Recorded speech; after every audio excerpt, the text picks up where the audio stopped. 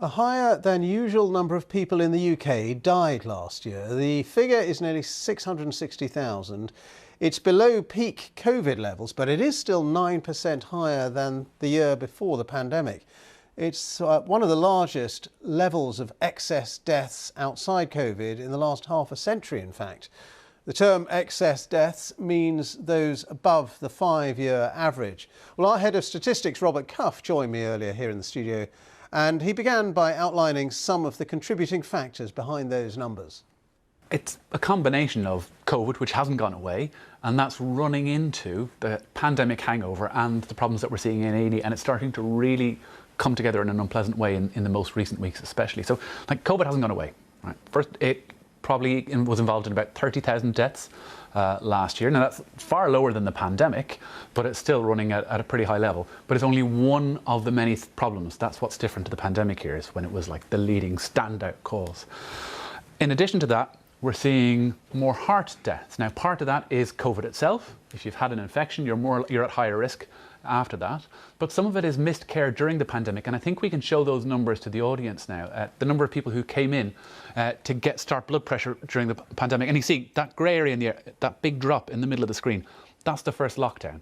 And you can see the number of people who started treatment for blood pressure really fell away, and even if you come forward through to 2021, didn't really recover through the end of the year. Now, coming in for blood pressure treatment or lipid treatment, that may not be urgent care right now, but tens of thousands of people who are going untreated, that's building up heart trouble for the future. And so when you have these complex needs, plus people are dying of COVID, and you run that into the situation that we're seeing in accident and emergency now, that's a pretty unpleasant mixture.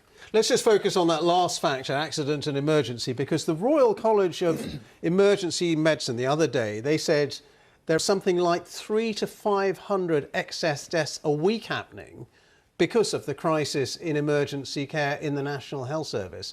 Now, I think the government said they didn't recognise those figures. This is quite a deeply political kind of issue.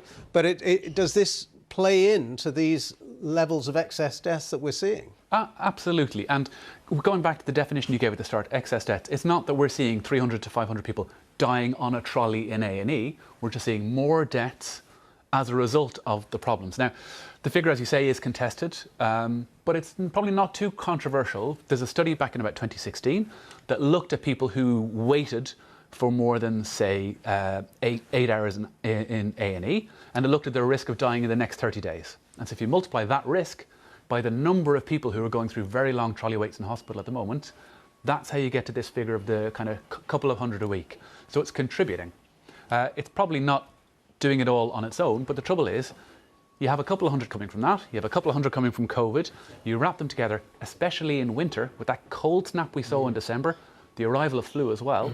In the last few weeks of December, we weren't seeing 9% excess, we were seeing 20% excess mortality, so 20% higher levels of deaths than we'd expect to see.